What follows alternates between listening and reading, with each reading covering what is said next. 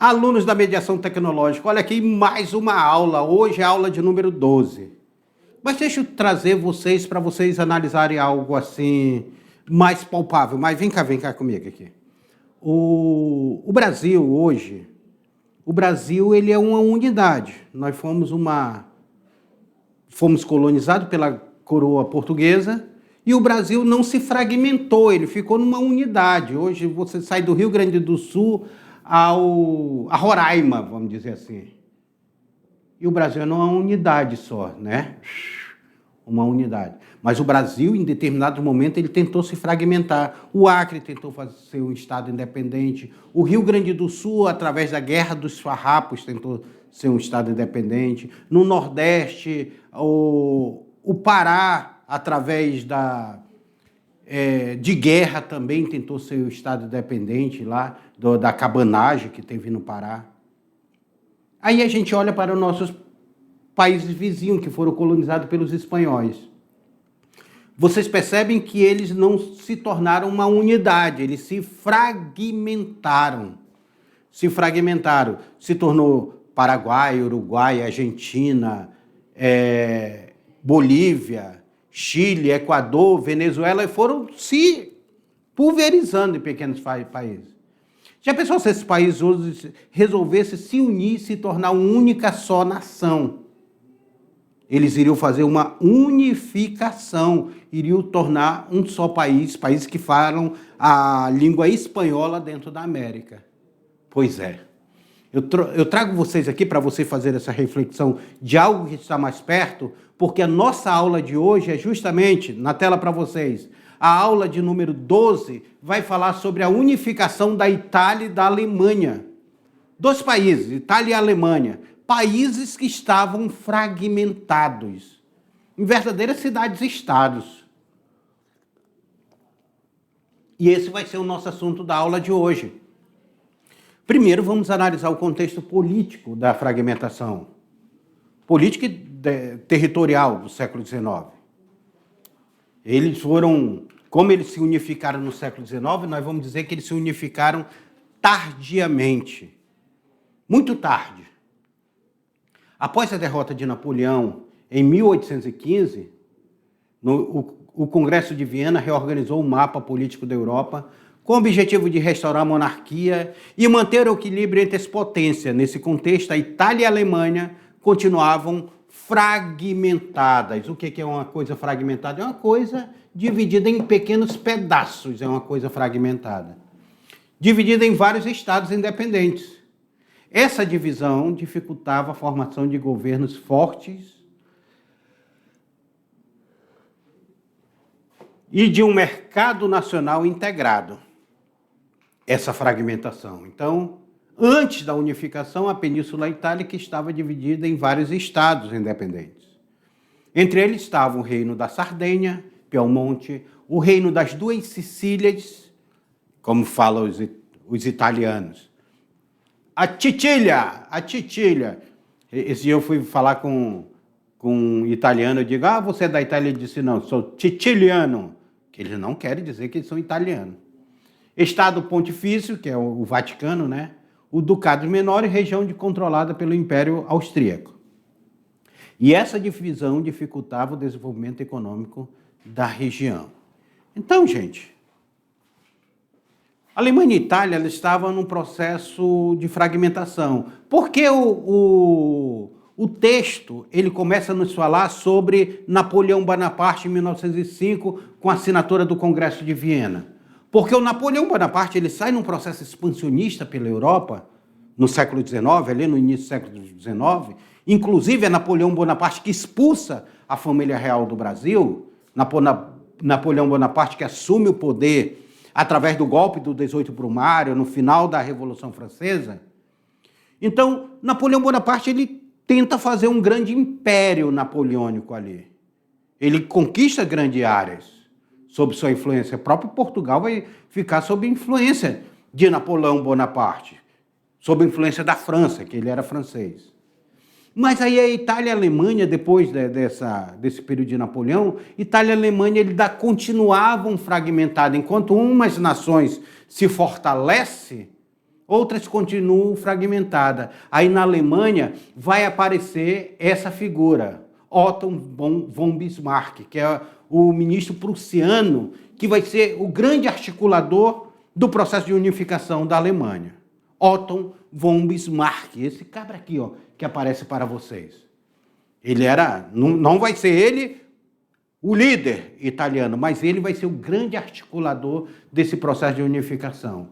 E de outro lado nós temos Vítor Emanuel, nessa figura 2. Vítor Emanuel, ele se torna, ele era o rei da Piemonte Sardenha, e ele vai se tornar o primeiro rei dessa Alemanha unificada.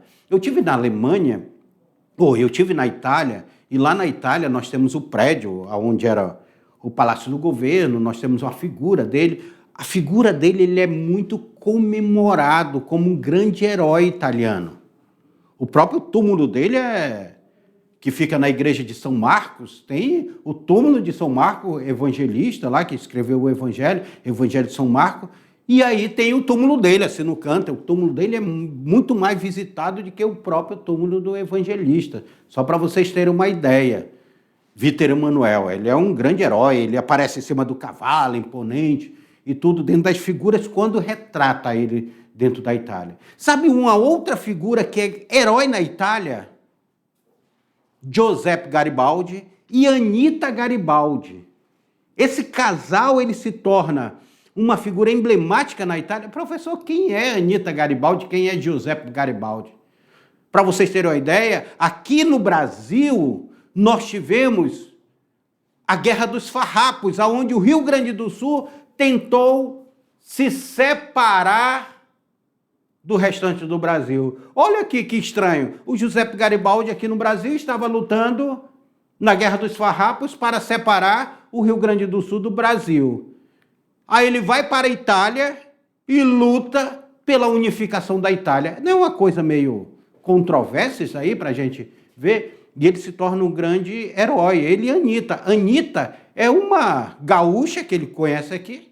Ela vai seguir ele na batalha, vai virar uma guerreira também, Anita Garibaldi, larga o marido, segue Giuseppe Garibaldi, casa com ele, e eles vão junto para a Itália lutar pela unificação da Itália. Mas isso eu já falo para vocês lá na frente, na tela para vocês aí.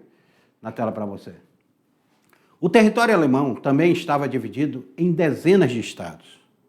Após o Congresso de Viena de 1815, foi criada a Confederação Germânica. Olha, o povo germânico era o Segundo Reich. Nós já vamos entender isso. Composta por cerca de 39 estados. Entre os mais importantes estava a Prússia, a Áustria, a Baviera e a Saxônia. Estava tudo fragmentado. Aí a falta de unidade política dificultava o fortalecimento econômico e militar da região. Então a Alemanha também vai lutar pela sua unificação. E tudo isso no século XIX. No século XIX, ideias nacionalistas, que nós já estudamos sobre o nacionalismo, começam a se espalhar pela Europa. Os intelectuais, estudantes, burgueses passaram a defender a criação de estados nacionais. Não é aquele estado nacional absolutista, não, tá? Eram estados nacionais que tivessem a mesma língua, a mesma cultura, as mesmas características, tá? Por isso que nós estamos falando do povo germânico. O povo germânico é um povo que ele tem as mesmas características. Esse movimento buscava unir territórios com a mesma cultura, fortalecer a economia, criar governo mais estável. E essas ideias foram fundamentais para o processo de unificação da Itália e da Alemanha. Então, essa unificação da Itália e da Alemanha, que é uma unificação tardia, ela passa por esse processo, um processo de nacionalismo, projetos nacionais, estratégia de unificação. Ela passa por todo um contexto. Tá? A Itália, que era só essa Península Itálica, e vai pegar mais a Sicília é aqui, é essa região aqui, ó, vai pegar. E a Alemanha que Desde a Idade Média, ela vai ser colonizada pelos povos germânicos, aqueles povos que vieram do norte da Europa e formaram a Itália ali, ostrogodos, visigodos, saxões, anglo-saxões, vândalos, aquele lá da Idade Média, ok? Então agora ela queria unificar com a mesma cultura. Essa unificação da Itália, que vai ser dada por Emanuel II, dessa Itália fragmentada, ela vai ser chamada de Segundo Reich, Segundo Império Alemão. Por que eu falo Segundo Reich? Porque quando eu estiver lá na aula estudando a Segunda Guerra Mundial, ou estudando o totalitarismo da Europa, quando passar essa aula para vocês, vocês vão ver que o Hitler, quando ele faz a Segunda Guerra Mundial, ele tenta criar o Terceiro Reich, o Terceiro Império Alemão. E aqui nós estamos falando do Segundo Reich, o Segundo Império Alemão, porque o primeiro Império Alemão ele se deu lá quando eles criaram o Sacro Império Romano Germânico. O Sacro Império Romano Germânico, que vai terminar depois quando nós vamos ter ali o fim da Idade Média e todo o contexto que nós estudamos lá no primeiro ano, tá bom? Na tela para vocês. A unificação da Itália contou com importantes lideranças políticas e militares, como ele, que eu acabei de falar para vocês, ele, Giuseppe Garibaldi, que era um líder militar revolucionário, e o rei Vítor Emanuel, que ele se torna o rei, Vítor Emanuel II, se torna esse rei da Itália unificada. Marca que se tornou o rei da Itália unificada, ou esse monarca aí. O rei de Piemonte Sardenha, que era o Vítor Emanuel, ele era apenas rei de uma região, Piemonte Sardenha, mais desenvolvido, se aliou ao rei francês, Napoleão III, em busca de apoio para derrotar os austríacos que ocupavam o território. Então, nós temos aí a busca de uma Itália unificada. Aí, Giuseppe Garibaldi, que já tinha lutado aqui na Guerra dos Farrapos, vai para a Itália, né? Foi importante líder militar nacionalista. Ele comandou o famoso grupo conhecido como Camisas Vermelhas. E aí, em 1860, Garibaldi liderou uma campanha militar que conquistou o sul da Itália, especialmente o reino das Duas Sicílias. É por isso que o povo siciliano diz, nós não somos italianos, não. Nós somos sicilianos. Só que Giuseppe Garibaldi conquista essa região. E após a vitória, ele entregou o território. Diz, Vítor Emanuel, está aqui o território, coloca ele aí na conta da Itália, unifica aí esse território. Olha aí, Giuseppe Garibaldi. Garibaldi aí. Ele parece meio aqueles gaúchos tradicionais, né?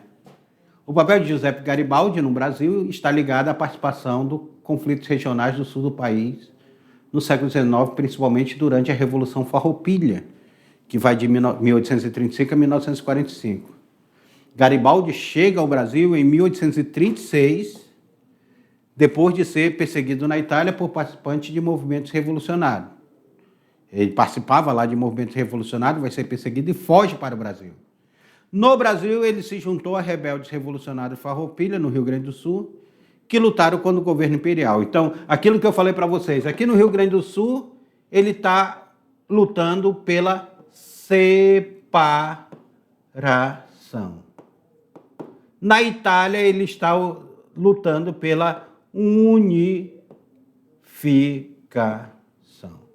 Então, dois objetivos diferentes, duas lutas diferentes de Giuseppe Garibaldi. Tá? Então, na Alemanha, a principal liderança vai ser aquele que eu já falei para vocês lá atrás, Otto von Bismarck, que era o primeiro-ministro da Prússia, Otto von Bismarck. E o Bismarck ele defendia que a unificação deveria ocorrer por meio de ferro e sangue, ou seja, através de guerra e força militar. Não, diplomacia para ele? Jamais. Ele queria ferro e sangue. E seu objetivo era fortalecer a Prússia e unificar os estados germânicos sob a sua liderança. Olha aí, ó. Otto von Bismarck, 1815 a 1898, ficou conhecido como chanceler de ferro, por sua postura firme e sua habilidade política. Seu objetivo principal era unificar os diversos estados alemães sob sua liderança prussiana, fortalecendo o poder no país. Aí a figura, olha o bigode do Otto von Bismarck. Eu já ficava com medo só de ver esse bigode, menino. Imagina a força desse militar. E ele defendia que ela aconteceria por meio de guerra, força militar, uma ideia conhecida com a frase: os grandes problemas da época não serão resolvidos por discurso e votação, mas por ferro e sangue. Ou seja, a força militar seria essencial para construir a unidade alemã.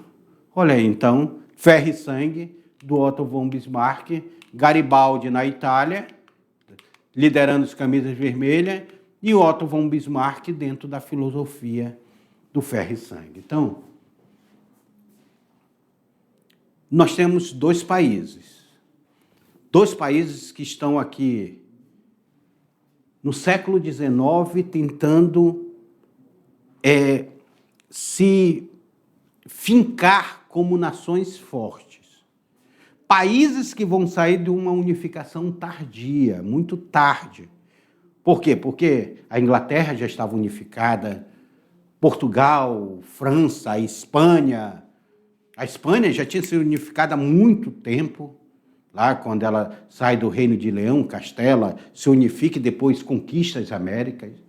Então, era uma nação que estava se unificando tardiamente. Tanto aqui a Alemanha quanto a Itália. E tem essas figuras. Só que o Otto von Bismarck, que era primeiro-ministro, não vai ser dele a grande liderança. Nós temos um processo de unificação, guerras, diplomacia, alianças e processo de unificação vai ser à custa de sangue. Muita luta, muito sangue. Uma guerra civil. Mas que agora vê a Itália como um país unificado e a Alemanha como um país unificado. A Itália, que agora nem na Copa do Mundo consegue ir, foi desclassificada. Na tela para vocês. A unificação ocorreu através de conflitos militares contra potências que dominavam parte da península. Entre os principais conflitos estão a guerra contra a Áustria, campanha militar de Garibaldi, anexava de diversos territórios, e essa ação permitia ampliar o território controlado pelo Piemonte. Então, conflitos militares. Contra quem? Contra as potências que dominavam parte dessa península. Então, tinha potências externas que dominavam essa península. Por isso que ele vai se juntar aos franceses contra essas potências. Vai se juntar Napoleão III, não é o primeiro Napoleão Bonaparte não, tá? Napoleão III era sobrinho de Napoleão Bonaparte. E aí o processo ocorreu gradualmente, aí em 1859, Piemonte conquista o território do norte. Então, Piemonte está conquistando o território do norte. 1860, Garibaldi conquista o sul. Aí, em 1861, nós temos a proclamação do Reino da Itália. 1861, gente, é um dia desse, basicamente. Um dia desse aí, 1861. Século XIX. Vamos ver o que estava acontecendo aqui em 1861. Começava a exploração da borracha aqui na Amazônia, no primeiro ciclo da borracha, nesse período. Só para vocês terem uma ideia, em 1864, chegava aqui em Porto Velho, o que seria futuramente Porto Velho, o primeiro destacamento militar. Em 1864 também estoura a Guerra do Paraguai, nessa década de 60. E a Itália estava passando por um processo de unificação. Posteriormente, novos territórios foram incorporados, como Veneza, que não era, olha aí, só 5 anos depois Veneza entra, e Roma só entra em 1870. Só 9 anos depois. Sabe o que é interessante? Vem cá comigo aqui. Sabe o que é interessante? Daqui é a representação de Garibaldi na luta lá. Roma tem uma coisa muito interessante. Roma é uma cidade. Pense numa cidade. Roma é a capital da Itália hoje. E olha que foi uma das últimas a entrar no processo de unificação. Mas Roma tem dentro dela um país.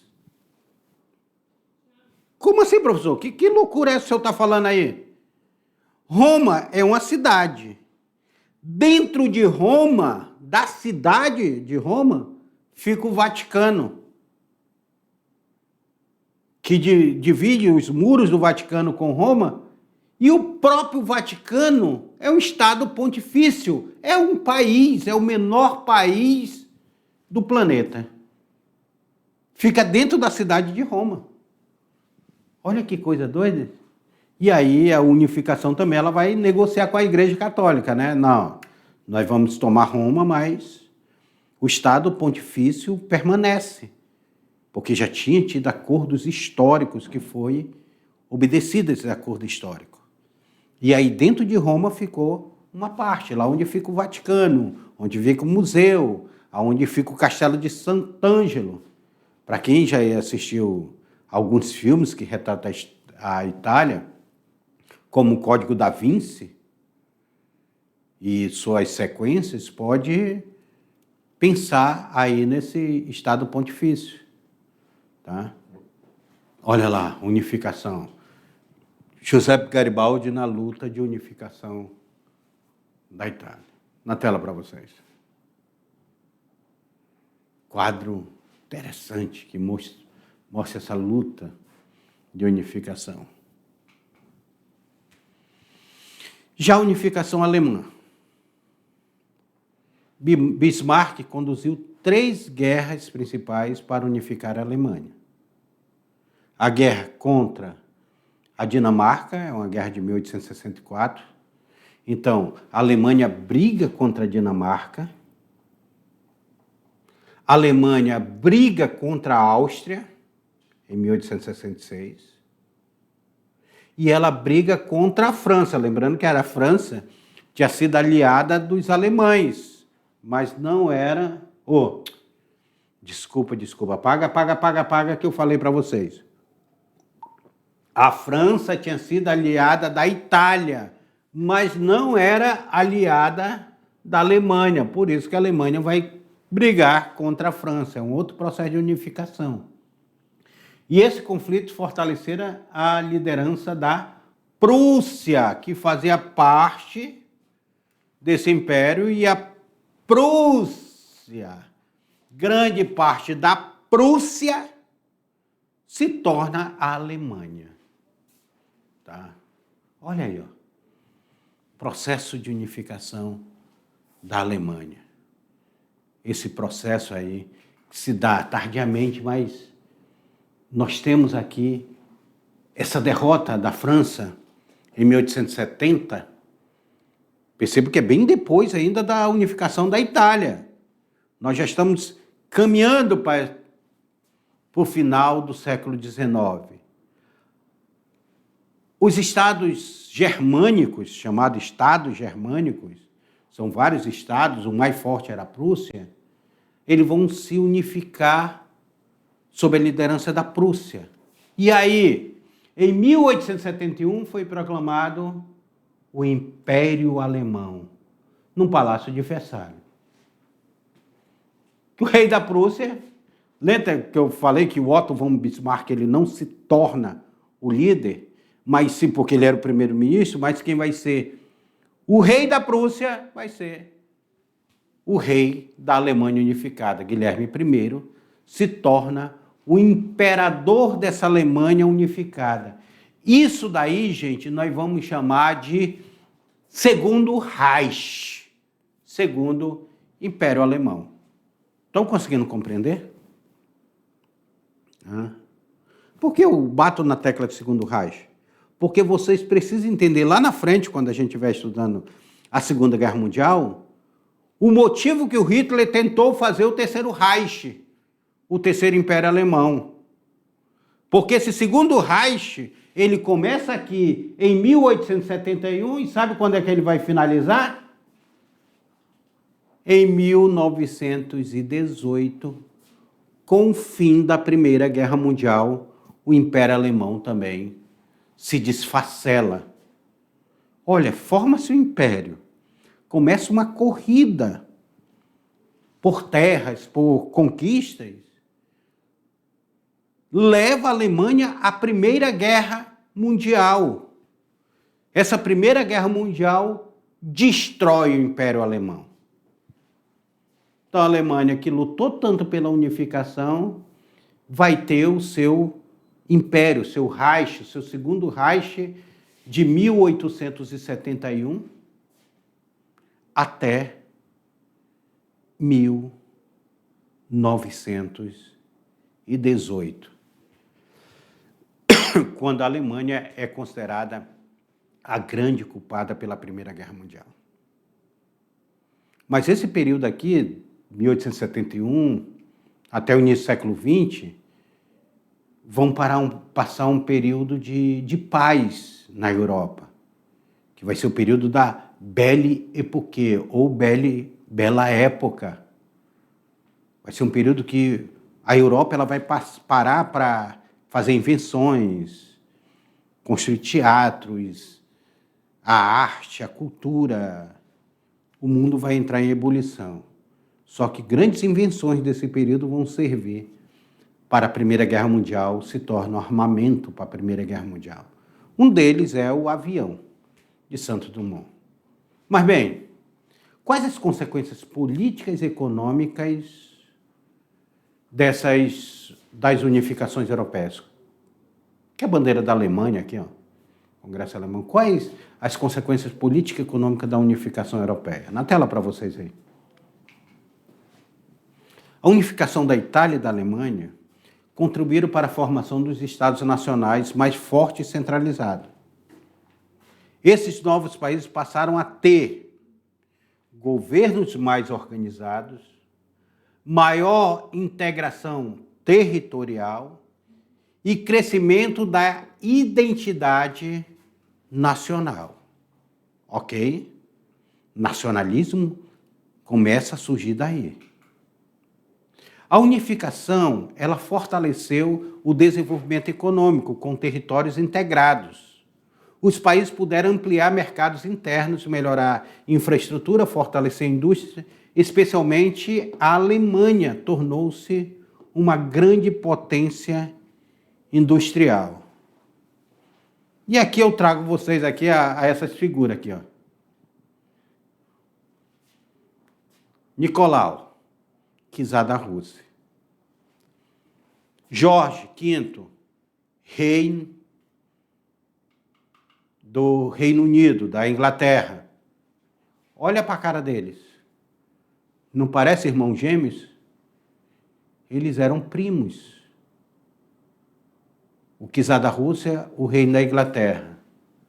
E aí nós temos Guilherme II, imperador da Alemanha, que também era parente deles. Todos eles descendentes da rainha da Inglaterra. O que vai acontecer entre essa família? Francisco José I, imperador da Áustria, também tinha parentesco com eles. Daqui a pouco, nós vamos ver essas famílias aqui, uma briga familiar virando o que vai ser a Primeira Guerra Mundial. Sabia disso? Que vem de uma briga familiar a Primeira Guerra Mundial? Os caras eram ligados, parente ali e tal.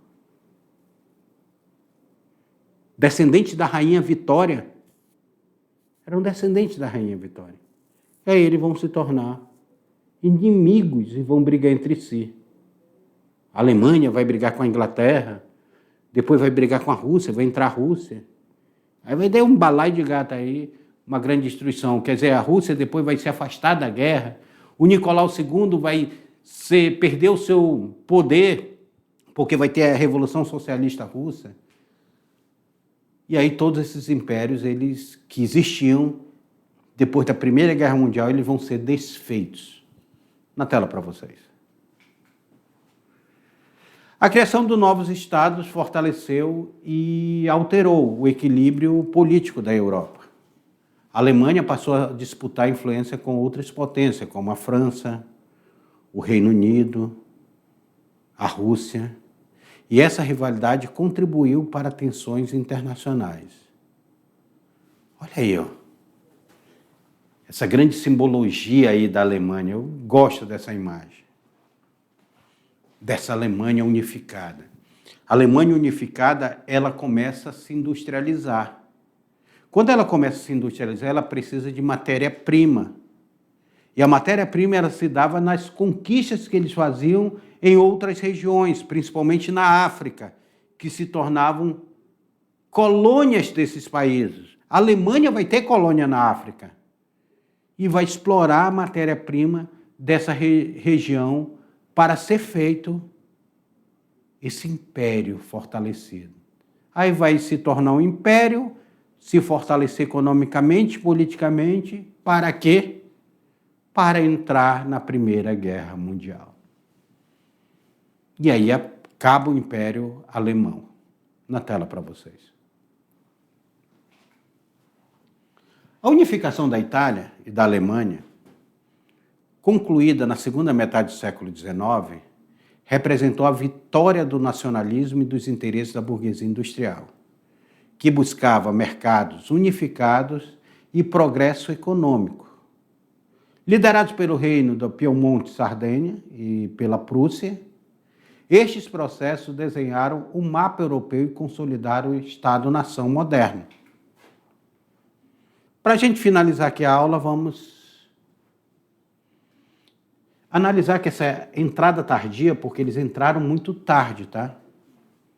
Dessas potências, na disputa por colônia e recursos, alterou o equilíbrio do poder continental. Então, Itália e Alemanha, eles entraram tardiamente, porque a França já estava na frente, a Inglaterra já estava na frente, já tinham conquistado vários territórios.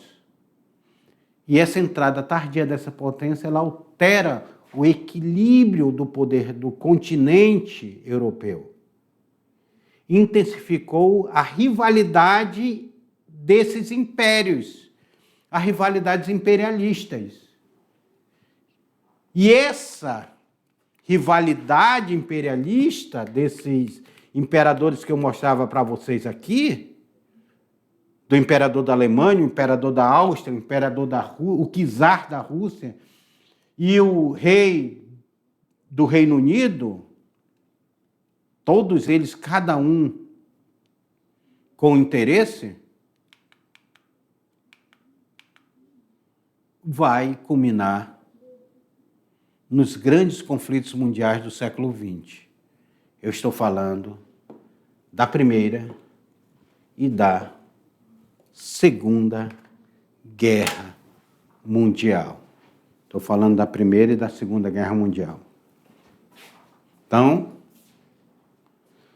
olha como se dá esse processo, gente. Eu finalizo a nossa aula para vocês fazerem essa análise. Toda guerra, ela tem um precedente. Quais os precedentes levam aqueles países a brigarem entre si? E nós temos ali uma briga imperialista de impérios que eram formados por pessoas que eram parentes, que vai levar a uma guerra de caráter mundial, uma guerra total, chamada Primeira Guerra Mundial. Mas isso é uma outra história que eu conto em outro momento para vocês. Até a próxima aula.